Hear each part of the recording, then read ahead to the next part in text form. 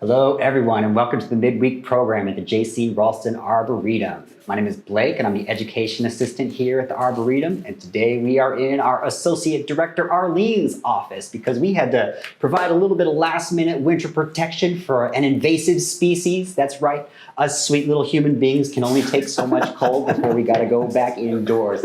But that is not a problem. We've got a horticulture hour for you today. We've got a panel of wonderful horticulturists. We've got Dennis Carey, our curator, Greg Paige, our director of horticulture, and Tim Alderton, who is our research technician and horticulturist extraordinaire. And today we will be answering your questions. Any questions you may have about horticulture whatsoever, we are here for them. We are here to entertain them. We will hopefully have some answers for you. And if not, we'll make something up and it'll be a good time. Okie dokie. So with the announcements out of the way, I think we can get started with our program today. Those of you joining us on YouTube, feel free to like this video, subscribe to our channel, and leave a comment down below. As I mentioned earlier, this will be a live Q&A session where we will answer your questions that you ask here in the chat, and we had a few that came in before we get started. So we will start with a question from Carol. Carol wants to know, what is your opinion about using all vermiculite or seed starting mix with added vermiculite on top, or all seed starting mix for starting seeds and or cuttings? For vermiculite for seeds, I wouldn't do. Okay. Most of the time. Why not? I mean, I think it would hold too much water, probably. And I would use something, a peat-based potting mix, which is readily available.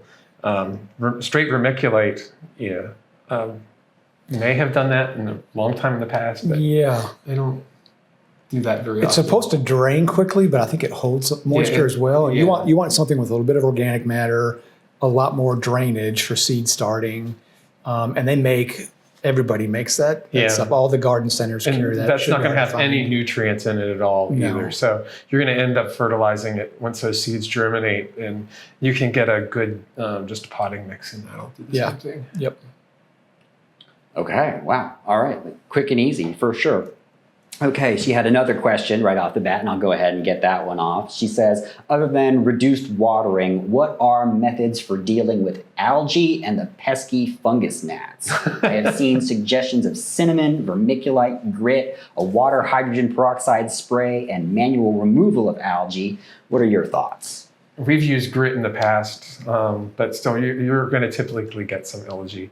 Let the soil surface dry out too. Don't let it stay constantly wet. Will help reduce some of that, and that'll also help with the fungus gnats. But the grit would help with the fungus gnats, not necessarily the moss. I've used rice hulls. That's good for weeds. But for tiny seeds. Yeah, for tiny seeds, they get kind of lost. And again, you wouldn't want to put, say if you're doing something that needs light to required to germinate, you wouldn't be able to put any grit or any topper on that, because for bigger plants, bigger seeds, yes, cuttings and cuttings, established plants. But for seed, like say if you're sowing petunias or rhododendron, they need light to germinate.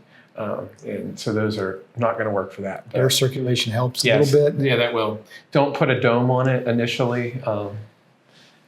Just do a hand watering and let it naturally dry a little bit. Can I throw a wrench into the mix here? What do you have thoughts? Well, like fungus gnats, they're not plant pests. They're just eating the fungus that's in the soil. Like, they're not negatively influencing your plants whatsoever. So like, they're a nuisance. They're a nuisance. Just don't inhale when you're around them. Don't inhale when you're around them. Fair enough. But also, I'll just say live and let live is an option. They're not causing any harm. And that's always an option. Yeah. For sure. Threshold of tolerance. Come to Gardening in the South on Saturday for that one. Yes, indeed. Gardening in the South. Greg's going to deliver a wonderful talk about integrated pest management. And so that's going to be fantastic. And you'll be able to find that on our YouTube channel as well. So that's brilliant. Okay. So let's see. More questions. Someone wants to know, is it okay to move roses right now at the end of January? It's a little bit too early, she wants to know. I think it's okay. Yeah, definitely. I was walking through the garden yesterday thinking it's about time to prune them back. Yes, prune them hard this time of the year. And when do you buy roses? Right now, nurseries are getting their roses in. So this is perfect time to, if you have to move a rose, it's a wonderful time to do that. And it'll reestablish with no problem. Brilliant. Okie dokie. Well, in that case, someone wants to know, is it okay to prune kaleidoscope abelia now, or do they need to wait for that as well? I would do it now. But Yeah, I mean, we've depends on aesthetics. yeah, there's going to be some aesthetics. They're going to look kind of twiggy, depending on how hard you. I mean, they're very forgiving. Yes. If you do it now, they're going to be twiggy and not look as nice. But when they flush out, that'll disappear rather quickly. For my hard pruning, anyways, I like to do them the end here in Raleigh. I like to do them the end of February, early March, because then we start growing like that. Really and fast. They tend There isn't that lag. There isn't a lag, and I always cringe when I see people trimming in September, November, and December, and you have to look at all those dead twigs all winter on things that are evergreen. You've got time. Yeah. I would, like Tim said, I would wait till closer to them exploding with that new growth. they leaf out. Yeah. I did some hard pruning of abelia in the rose garden last year, and I did it at about that time, and within 3 weeks you could tell, or couldn't really tell that I had done too much, other than the size of the plant was smaller. So. Okie dokie. So this message came from our volunteer coordinator. She was talking with one of our members. She said that one of our members wanted to know the pros and cons of autoleucin laurel as a foundation planting east facing. And she also wanted to know if you could recommend some alternative shrubs for foundations. Whew, that has become a Phytophthora poster child for root issues. I think there's some climate change stuff tied into that. They can adapt to the warm, hot, heavy soils as well. It provides evergreen. It has a flower. It's pretty easy to find, but things like Distillium? yes, thank you. Distilliums. There's a shape and a size and a color for any interest. And texturally, they're very much like autoleucin. Yeah, very much a little, stands little like that. smaller. But The smaller leaf. There's a bazillion and one cultivars and species of conifers that will kind of fit in that. Osmanthus. Osmanthus does really well. There's big ones, there's small ones. Osmanthus is a really good one because of the flowers. Distillium and Osmanthus are the two that always pop up in my head that are good foundation plants.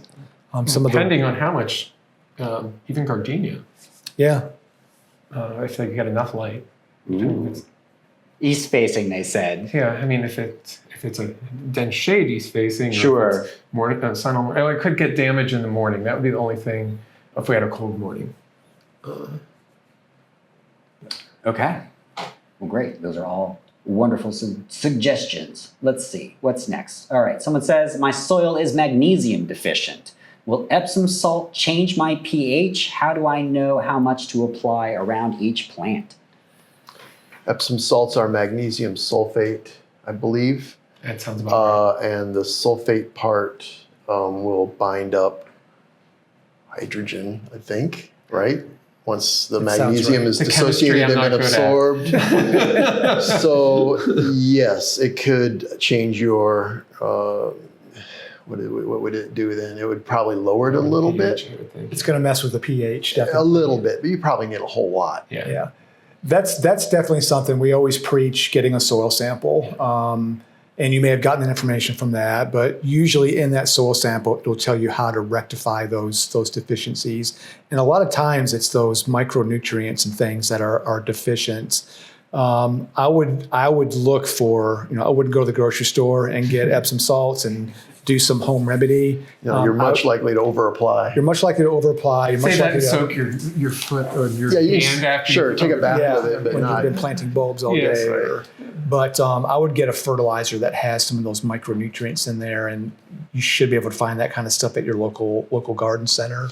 And use it according to the label. Don't over-apply Right. the bag fertilizer either. But do that, of course, after the test. Yeah, Yes. after the test. The test will actually probably even give you a recommendation for not a name brand of a fertilizer, Yeah. but a type of They fertilizer. usually do, and especially after the talk we did with Barb to really champion the extension folks, they can help with those kinds of suggestions also. And we've got a great group of people locally and across the state that can help with all that kind of stuff.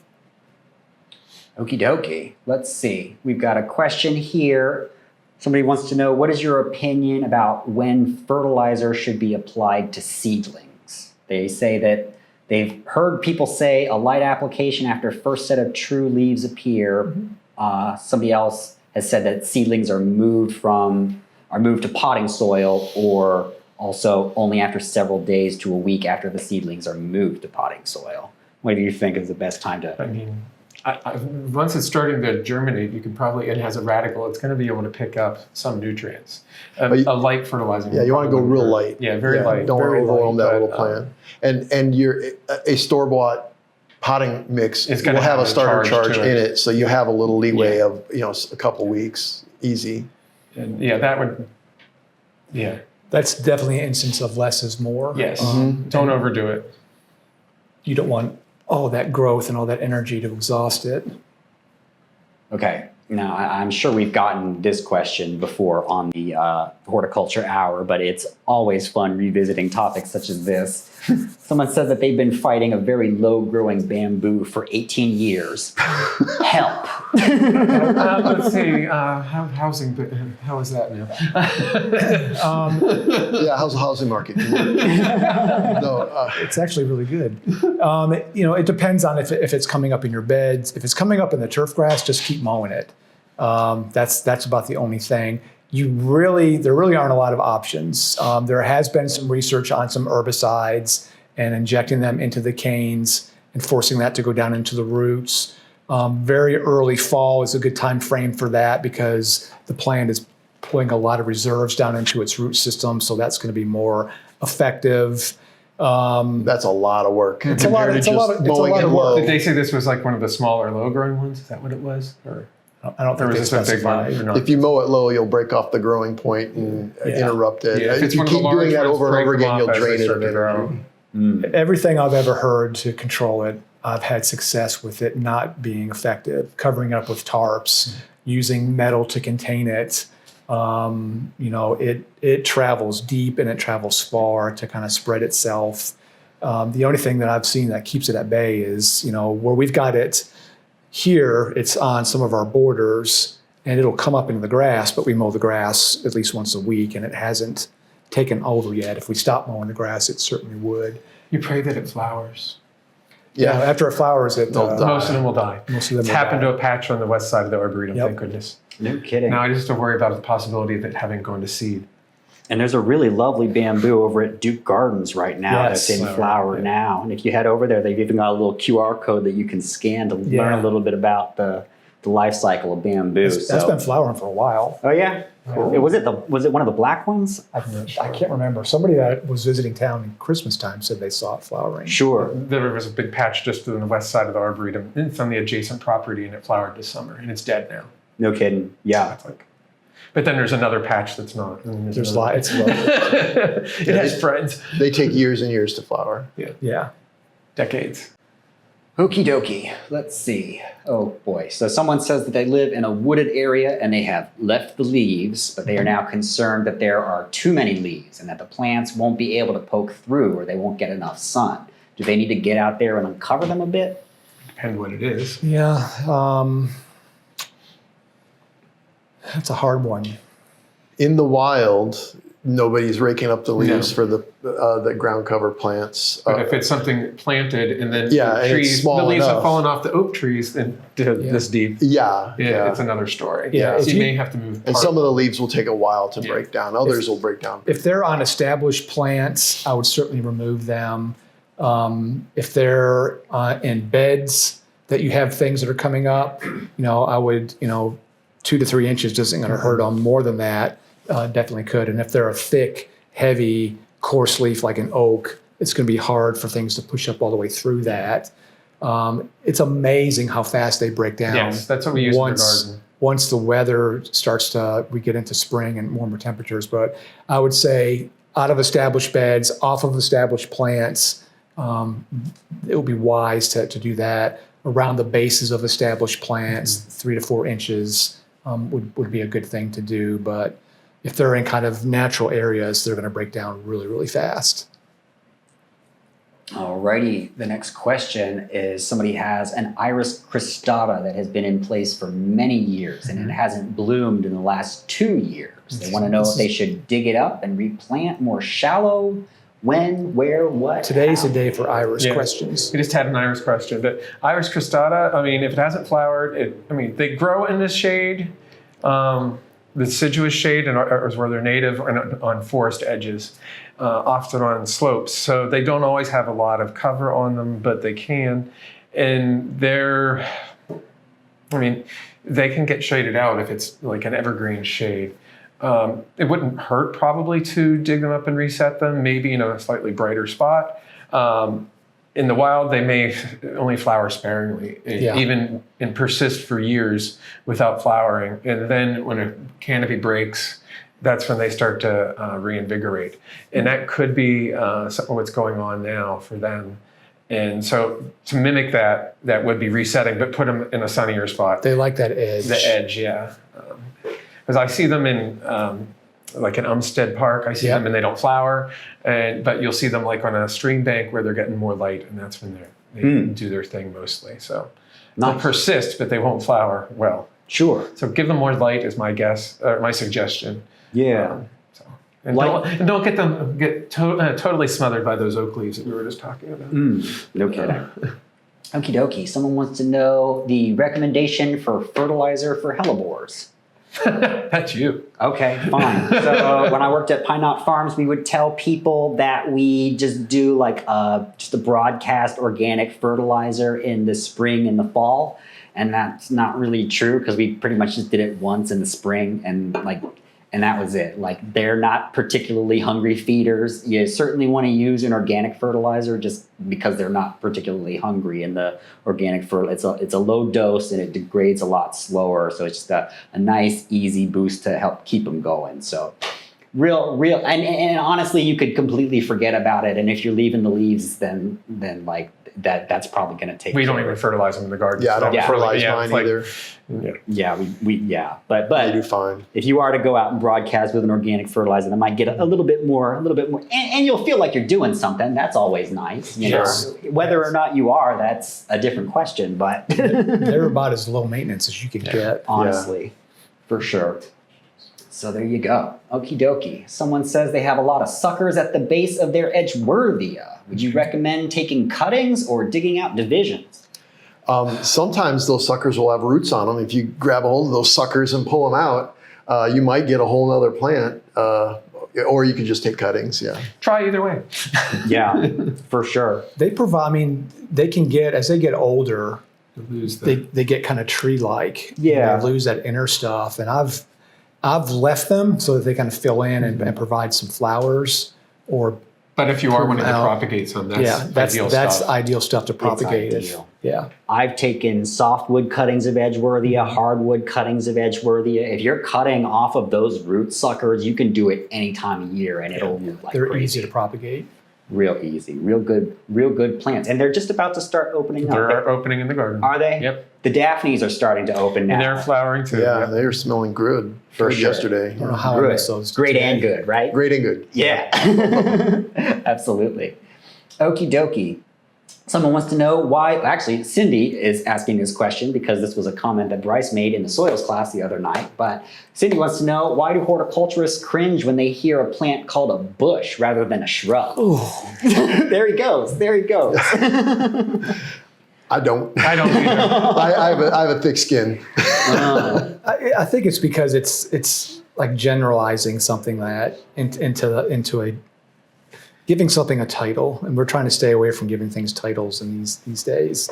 For sure. And just because, so like take camellia, for example, generally considered a shrub. You can prune those into trees if you wanted to. Yeah. Or you could leave it as a bush, quote unquote. But so like in that, looking at it from that perspective, it's not a bush, it's not a tree, it's a shrub. I think a bush is just not a certified horticultural term. There you go. Yeah, if you read a botany textbook, they will say shrub, they won't say bush. Yeah, so that's the word we all learned in school, so that's what we first associate with it. And bush is more of just a common idiom. For sure. Yeah. It was brought up in the context of soil scientists cringed at the word dirt. Yes, exactly. Same thing. Yeah. I find as long as you don't call a banana a tree. Yeah. I want to hear Bryce's answer for that question. No kidding. We'll sign up for the class and we'll send you the recording. you can get that. Alrighty. Someone says that their neighbor has an unhealthy oak tree that is now hosting mistletoe. They say that their healthy oak here, we'll quote, "My healthy oak trees are just 45 minutes away from his tree. Do I need to worry about getting mistletoe in my trees?" Mistletoe isn't a Disease. it's not a disease. It's not feeding off of the plant. Is it epiphytic? Actually, they are feeding. They are. It's They're epiphytic. they're not. Well, the mistletoes we have are hemiparasites. So they have chlorophyll, they make nutrients and stuff, but they're also stealing water and some nutrients. A little bit. A little bit. They are more of a they're A friendly parasite. they're not necessarily friendly. They're still stealing. Enough of it will hurt a tree, but a little won't. Yeah, as long as you don't have a lot of it. But they're being spread by the birds. Yeah. Yeah, it's not. It's not the health of the tree that causes mistletoe to show up. No. It's the birds. And there's nothing you can do about it. And it's not really worth worrying about unless the infestation is extremely heavy. Having moved here from Charlotte and been here a year now, I think there's a lot more here than there was in Charlotte. I see a lot more of it. Oh, yeah. And on things you wouldn't normally think to see it on. But it's not the berries are poison, but it's not something that's gonna, it's a sign that the tree is on its way out or something like that. Sure, yeah. We have it on the trees in the garden, mostly on some of the larger oaks and Celtis or hackberry and a few elms on occasion. A few maples that we have had it on. I will often see it on pears. Yes. Calorie pears, everyone's favorite. We'll get it in apples even. Yeah. Yeah, and Birches, it'll cause the decline of the branch that it's on. Maybe, yeah. But it takes long-term. Years for that branch to die. That mistletoe, it doesn't want to lose its host because that means it's dead. No kidding. So. Yeah, for sure. Yeah, and I don't know. We did a little bit of research on that, on ways to control it, and didn't really come up with anything that made any sense. Yeah, in Plant ID, we were taught that you can literally smother it with a blanket, just put a blanket over that clump of mistletoe, and then that it won't be able to photosynthesize, and that'll kill that without affecting the tree. But it's are you going to climb up into the tree with blankets? Lots of blankets. Lots of tents. Yeah, if you've got a nice tree really with a cool patch that's low to the ground, I'd recommend that. But besides that, just it's natural. Yeah, you're feeding the birds. You're feeding the birds, exactly. Never a bad thing. And I'm assuming you can prune it out, but it probably comes back. Yeah, it'll come back. It's like a perennial. No kidding. Yeah. That's crazy. Huh. Okay. Well, anyway. Alrighty. This person says that they follow a lot of UK gardening, and they stress that we use a peat-free compost for environmental reasons. Do you ever hear of any peat-free compost brands readily available here? There certainly are, and to explain that a little bit, the reason to step away from peat is it's harvested in not sustainable ways. I think a lot of it comes from Canada. I know there's peat bogs all over Scotland, northern England. Takes many, many decades to form. It does. And so can be harvested real quick. That's why. There's a colleague of mine in the Delaware Valley, Organic Mechanics. I know they make some really good potting mixes that are sustainable. But again, visit your local garden center, and I'm sure you can find them that are peat free. That's why it's not. What was it that PDN used to use? Plant Delights used to use? In the garden? No, in the nursery. In the nursery, their mix had peanut shells in it, amongst other things. Yeah. It was a mix that was heavy in peanut shells. So it was a little hard to grow because biocom, because it would get hydrophobic really easy. Those peanut shells got hydrophobic. Interesting. Okie dokie. So someone wants to know, what is the best aspect to plant tea rose? How much sun and what drainage conditions? Tea rose. The more sun, the better. Roses need sun to produce flowers and to grow in that nice traditional shape. Moist, well-drained soil would be ideal, but they're fairly forgiving. The better the soil, the better the roses, the flower production. the less disease, stress, the less stress from that attracts insects, you know, and do a little bit of research on ones that do well for this part of North Carolina. There's a million of them, and a lot of them, there are ones that are more disease resistant and are better repeat bloomers and that kind of stuff.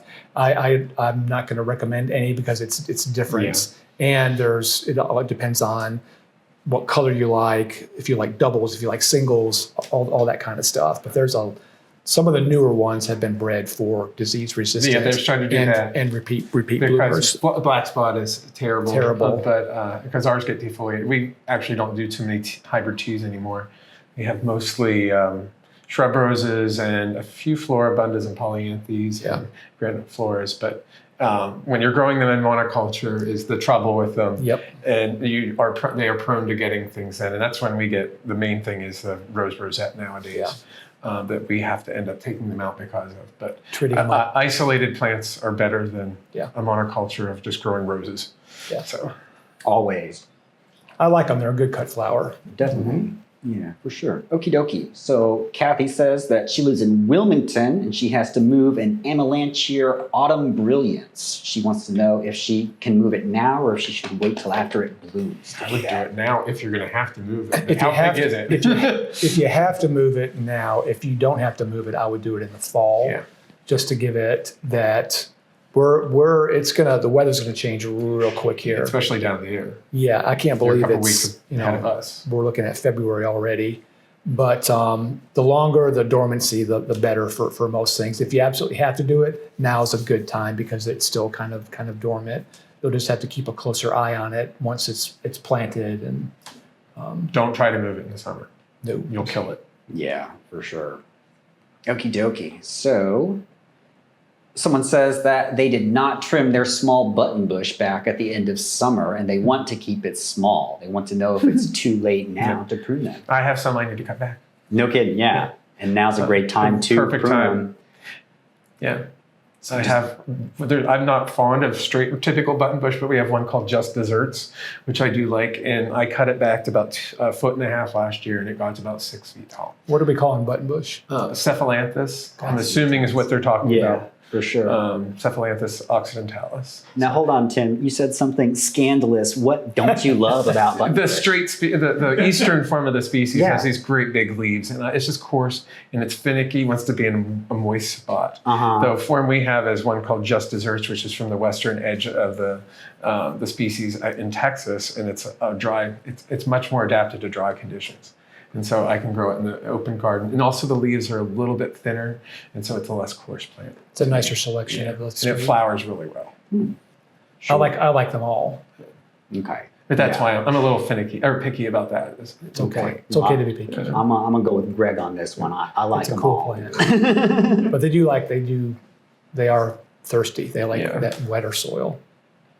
Okie dokie. So we got a question from Carol Lee. She wants to know how far back can I cut golden mott false cypress? And I'll just point out that she missed a golden opportunity to say the scientific name for that plant, which is just one of the best in all of Cambiciferous Piscifera Folifera aurea. But that's a good. How far back can we prune that one? That's a plant that's victim of the wrong plant in the wrong spot because they get big. Yeah. And when you start pruning them, you lose the best thing about it. It's that kind of falling over itself characteristic. So, you're gonna lose that by pruning it. And I would even question, first of all, where is it? Is it in a place that it needs to be pruned? If it isn't, just let it do its thing and kind of fall over itself because that's where they really, really look nice. But if you have to prune it, I mean, you could do it now. Yeah, and it's also if you have to prune it and it's just because it's too big, I would say start from scratch. Yeah, if it's something that it's readily available. If it's something that you're pruning all the time, it might. And there is a dwarf form of that too. There's some more There's a small compact one. Go for a more compact one. But if it is something that it's becoming a problem where you have to prune it, it might be time to rethink that spot and maybe bring something else in. Yeah, for sure. But it is. You can get it anywhere. Yeah, it's readily available. Right, but you can't just do a rejuvenation prune on it. If you cut back to the You can wood, make it look like a tree. If you've been to our white garden, we have one that's not aria, but it's just Piscifera folifera, I believe. And it's only 30 feet tall and has about 15 trunks. It's probably 70 years old. So, but it's a tree. It's a whole grove, and it's really If you prune it too hard, which is barely any, it will not re-sprout again.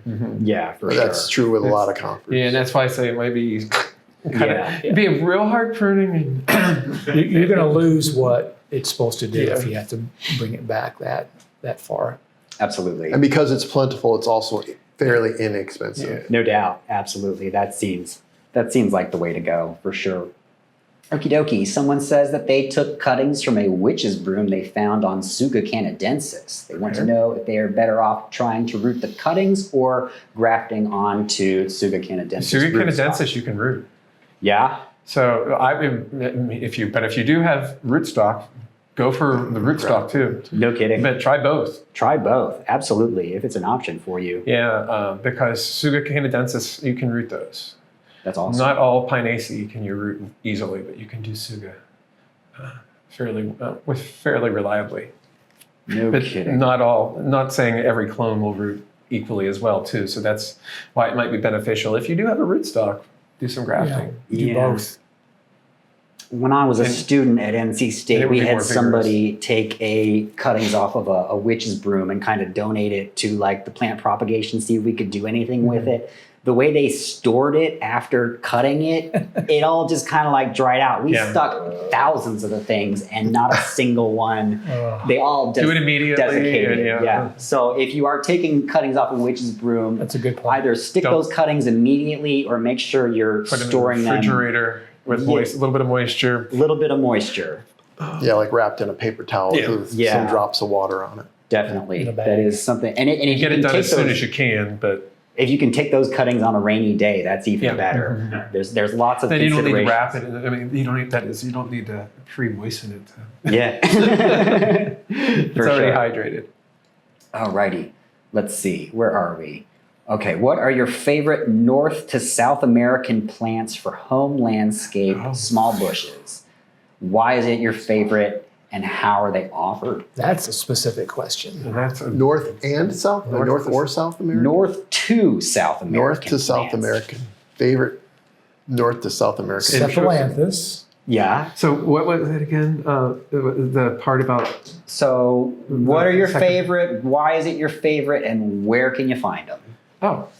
Where are they offered? So like where can you buy small shrub, you say. Semi-shrubby. They die back most when fuchsias. Fuchsia Sandyhoff. Where are those from? They're South American. Are they now? Yeah. No kidding. And we can grow Sandyhoff here where you can't grow almost any other. Most of the other fuchsias don't like our summers. Just melt. Absolutely. We've got quite a few of them. Fuchsia Sandyhoff is one that is reliable in our climate, and it gets about 3 feet tall each year by cutting it to the ground. And a wonderful hummingbird plant. And Plant Delights has sold that. I think I may have even seen it at Big Bloomers. Yep. It's a patented one, so I don't sell it here, though we do have it in the garden. I do like it. Do you know when the patent runs out? No, not often. Or if you have a friend who has one, they're very easy to root. No kidding. No kidding. Oak leaf hydrangeas. I like them all. Yeah. There's a lot of really good cultivars. And we were talking at lunchtime. We like things that have multiple seasons of interest, and oak leaves definitely do that. No kidding. There's quite a few oak leaf hydrangias that are still holding on to their fall color right now, which is and on an older plant, you get the exfoliating bark. It comes hard off to beat. Papery cinnamon tones. I'm drawing a blank because I'm trying to make myself think of one. Yeah. And it's that thing where I'm trying to force it out and it's not coming out. That's okay. Maybe later. Maybe later. Another day I can have totally different. Fair enough. Well, if you think of one, Dennis, just sprout it out randomly with no context whatsoever. Right, exactly. We'll all know what you mean. Sure. Throw it out there. On my way home in the car, I'm going to yell it out. That's when it happens to me. Brilliant. Okay, someone wants to know how to control/kill wild onions in a flower garden. Let me know. Yeah. Other than manually dig them out repeatedly. I mean, and even then, find a good recipe and just to take. Yeah, they're a little pungent. Not to promote herbicides, but that's about the only way. And it takes a couple of treatments. Yeah, and paint on some.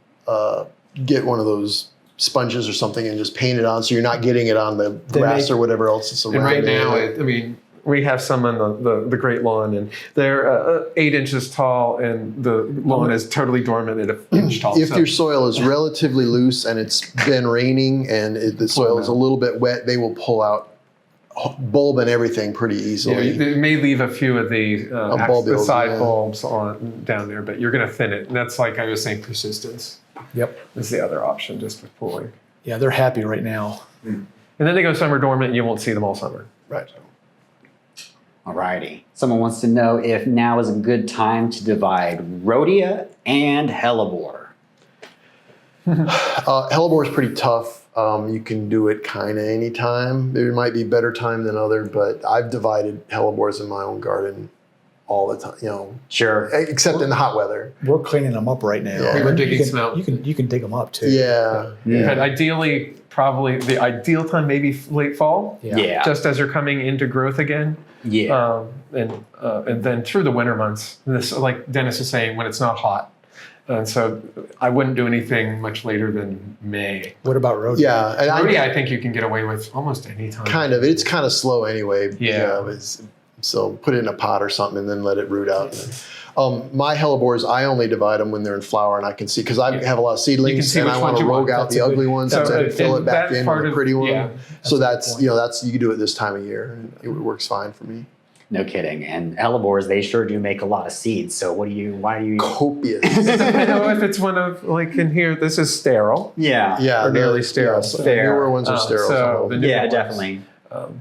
But not anything ex hybridus is very seedy. Very seedy. But this ex glandoforensis and ex what's the other one? I can't remember. Ibergensis. Ibergensis. There's a whole bunch of them, and I did a talk on them. Boulardier, I think. Yeah, Boulardier's. A lot of them There's a couple others now. are mostly sterile. They make very, very few seeds. Yeah. Absolutely. That is true. Okie dokie, this is a fun question. Someone wants to know, would it provide any protection for a marginally hardy shrub if I plant a ground cover like Pachysandra or Carex or Ajuga around it, sort of like a living mulch? Or would it not make any difference for root hardiness? It can't hurt, but there's going to be some competition for moisture, and also having that grow up around the base of the plant, which is a recipe for rabbits, as we've talked about today, voles and other things to get around. Keeping it culturally healthy, mulching, keeping it enough water is about the best you can do. People would always ask me this time of the year about putting blankets on things, or they make these little, they're called shrub coats, not bush coats, shrub coats to put around plants to kind of protect them. But if you got to go through all that trouble to grow something, when things get bigger, it's going to be impossible to do that. Planting stuff that you think is marginally hardy in little microclimates of your garden, where there's protection from wind, Near stone or brick. that kind of stuff. Near an air conditioning I hate unit. to say it, than a ground Something that's cover. emitting a little heat. It's something, something that's going to be a heat sink and absorb the heat during the day. But mulch is a better Moisture. overall temperature controller. I was thinking about mulching it with stone to get that heat. There's no retention in the eaving. There's no charge of organic matter. So mulching, not too deep, that's going to do a better job than planting around it, I think. Totally. When I was a student, we took a field trip with the Horticulture Club down to Charleston, South Carolina, and we visited an urban farm that was doing a lot of permaculture stuff, and they were growing bananas in Charleston. They had compost. They were composting all at the base of the bananas, and like the heat generated by that compost was enough to create a microclimate that they could harvest bananas in Charleston, South Carolina. So like Greg was saying, like mulch, insulation around the roots. There's some things that you certainly can get away with. That on a shrub, you'd only want to have that probably during the winter months. Yeah, for sure. to that extent. Definitely, yeah. Because Then again, it's you got gonna to think actually about the competition and like all the humidity and all that other stuff there. So like if you're playing around with plants in your garden, by all means, play around, take notes, experiment, have fun. Let us know how it goes. There are whole plant forums and things that talk about pushing tropicals further north. So yeah, just Google the term zone pusher. Yeah, and you'll get to where you want to be. Okie dokie. Somebody wants to know how they can get rid of bracken fern. I don't know. I've never had to get rid of it, though I know it will take over. It's only been around for a little bit of time, over millennia. It's found on every continent, I think, except for Antarctica. So move to Antarctica. There you go. Is that a result of nutrient that it's more I'm not active? sure. I've seen or read something about that a long time ago. It could be. I've seen it on really nasty soils. Yeah. Where I'm from in Pennsylvania. Yeah. But it's native everywhere. Yeah. Except for maybe deserts. There's another option. Yeah. Okie dokie. So the next question. For the first time, my 5-year-old Edgeworthia has lost all of its leaves this winter. Okay. Is this a problem? No, that's normal. That's normal. Yeah. What? How? Microclimate. They had a warmer. It's become tardily deciduous, and a lot of people have planted that over the years in places that it was safer with microclimate, so it's kept its leaves more. And we really haven't had much of a winter the last couple of years, and even this winter hasn't been terrible. About 18. Yeah, we've been to the teens, but it's nowhere near the low we would expect to get here. We're still at the news about 10, theoretically. Okie dokie. Yeah, Tim is referring to the fact that the We moved USDA has just into Zone 8A, rezoned us into Zone 8A It's hard to believe. from 7B. Oh, in 2018, we only made it to 3. That's the coldest I've experienced here in almost 19 years. Yeah, let's knock on wood. Yes. Right. Okay. Let's see. Okay. Best treatment for lots of weeds in my lawn. I'm not a grass freak. The grass isn't stellar, but don't like the weeds.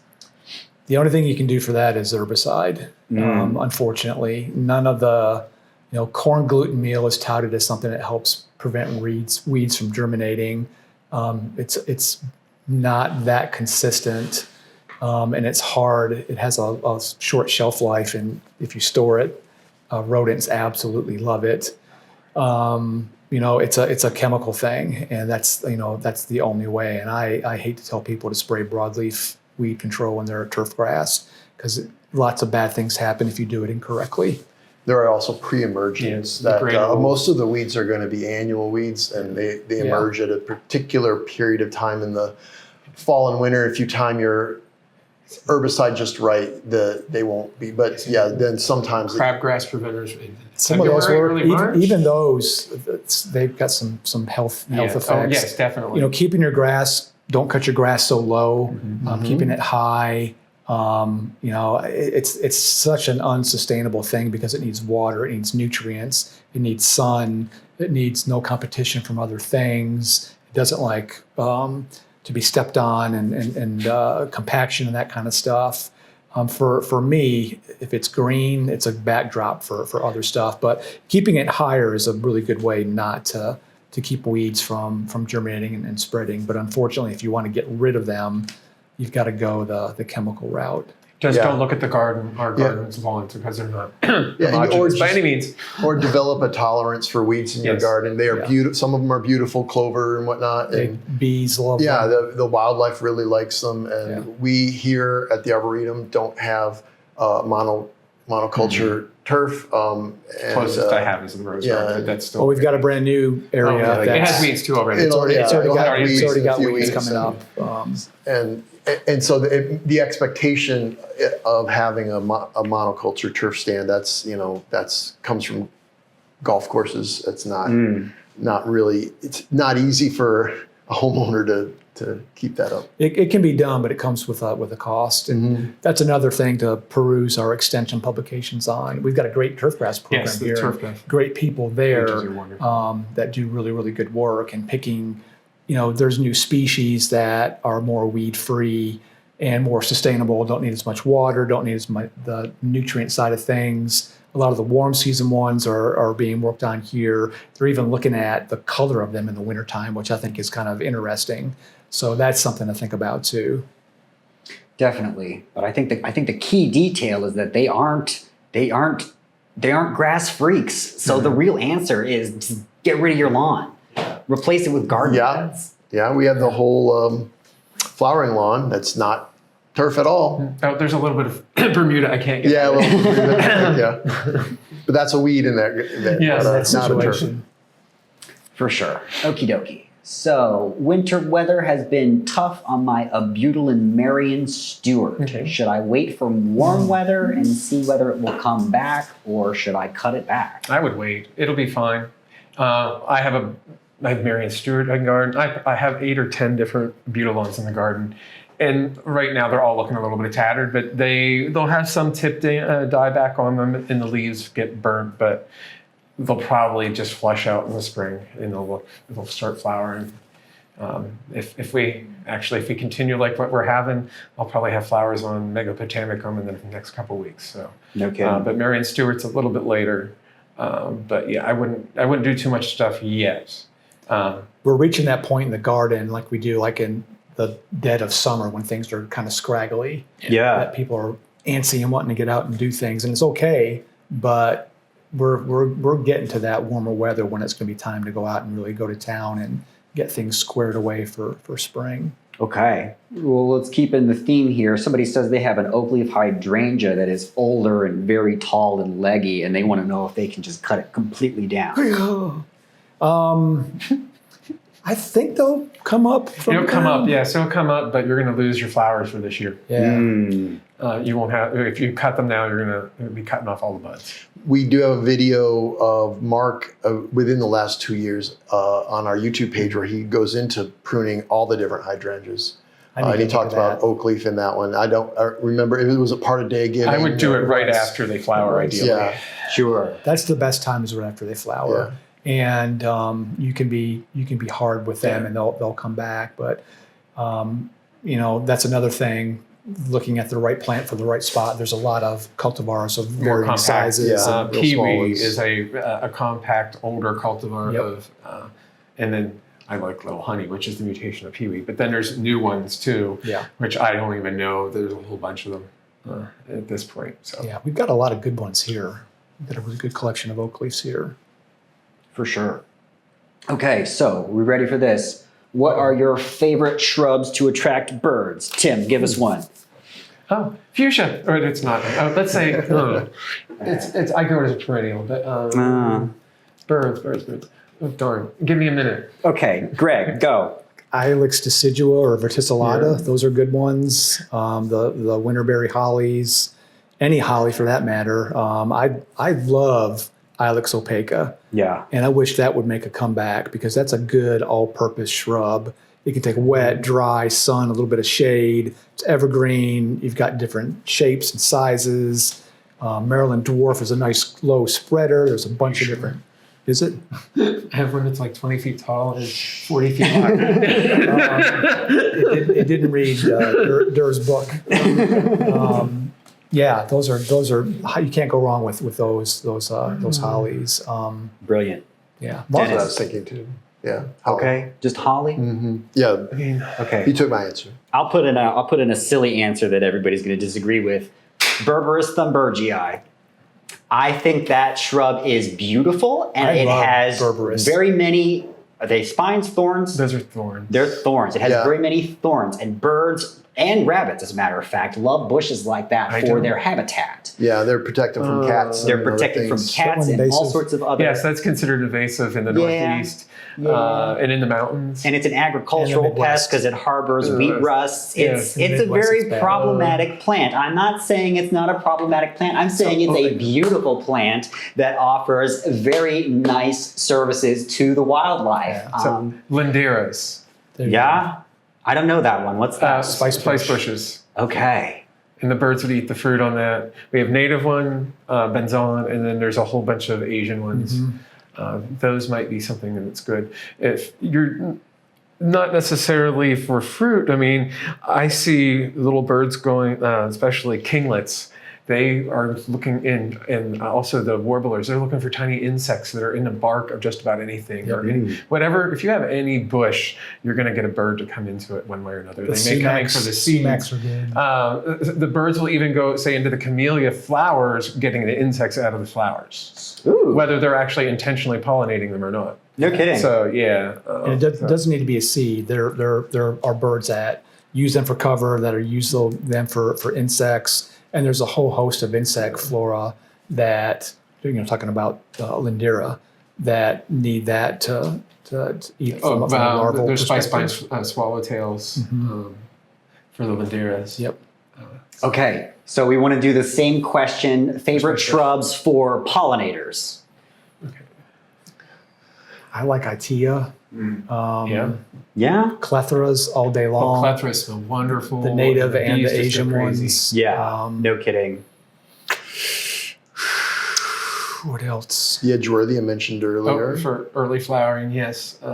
Amelanchiers are good. It was a very short time window for those. Our cestrum, which those can be a little bit weedy, but I get flowering on cestrum parkii from May until November.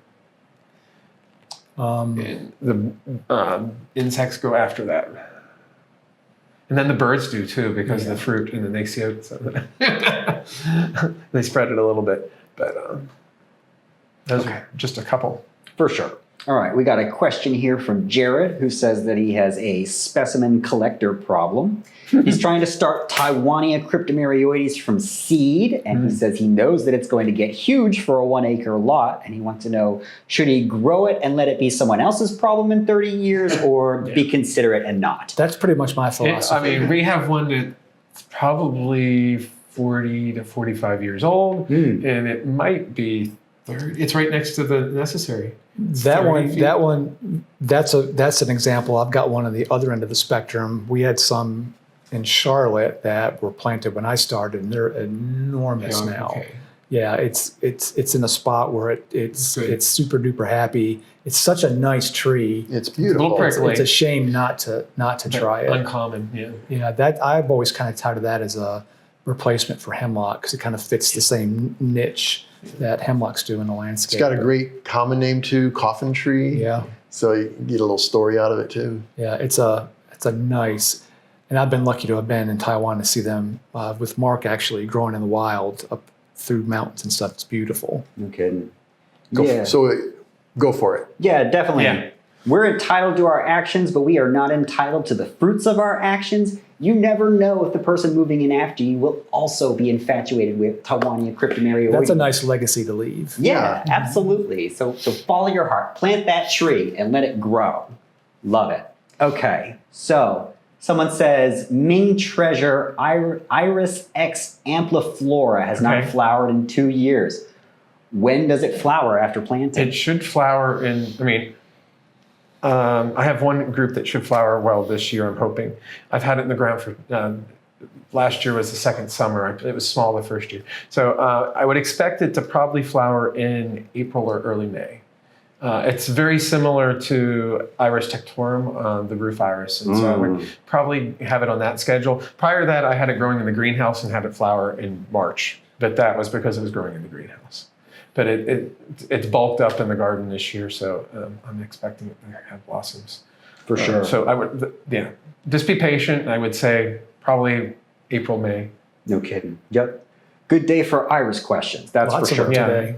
But okay, we are starting to run a little bit at a time. We have one more question that I think will be good to end on. So Carol Lee wants to know, what is your opinion about using cardboard to kill off weeds in a veggie patch? Sure. She says that she's heard there is a wax in the cardboard and it shouldn't be used. Well, there's waxed cardboard, which some vegetables and things like that come in, but there's plain cardboard too, which if you put it down and then put mulch over it, it will still last a while before it breaks down. So I've done it in my home garden. It works and it goes away. So yeah. If you use the wax, you might just use it down the pathway, use it as a walkway, and then pick it up and throw it away. And Because it probably won't break down. I'm going to be a contrarian. Please do. To me, it's like any kind of manufactured weed barrier. It's keeping water and nutrients from going down through that, because it's going to take it time to break down, and you will develop another horizon on top of that where weeds are going to germinate. Having a good layer of mulch, in essence, will keep that from happening. But you're going to get seed bank and weeds come into that. It's a good thing for a quick like vegetable garden kind of a situation. But long term, it's doing the same thing that weed fabric is doing. Sure. The organic matter is not going to go down through that, so you're not recharging that back in the soil. It's going to be very hydrophobic. Water will seep into it and it'll get wet, but not much of that water is going to make it through that cardboard and get down to where it needs to be. No doubt. Yeah, for sure. Okay, well, that is all the time we have today for our Horticulture Hour. So thank you, Tim and Greg and It went by Dennis. fast. It did, didn't it? Way too fast. Yeah, we didn't even get a chance to talk about these great plants. Wish you had smell-o-vision because the Prunus movings are smelling great. They are. And the magnolia smells And we got some a lot of honeysuckle. color out in the garden that's appeared in the last bit. So come on out. Things are waking The up. teaser for next week. There it is. Teaser for next week. As a matter of fact, next week we are doing tissue culture 101. On Tuesday, that is. The next Tuesday. Okay. Yeah, this is your teaser for the Plant Lovers Tour that'll be going on next week, Midwinter Flowers. Make sure you are joining us for that or checking the recording on our YouTube channel. But yeah, thank you all, everybody, for joining us today. Thank you for all of your questions. We are very grateful for you joining us and having questions for us. Please join us next Wednesday at 3 o'clock for the midweek program. We will be doing Tissue Culture 101 with Liz Meyer from NC State University. So that will be educational, informative, and exceedingly interesting. So I hope we will see you all then. Y'all take care.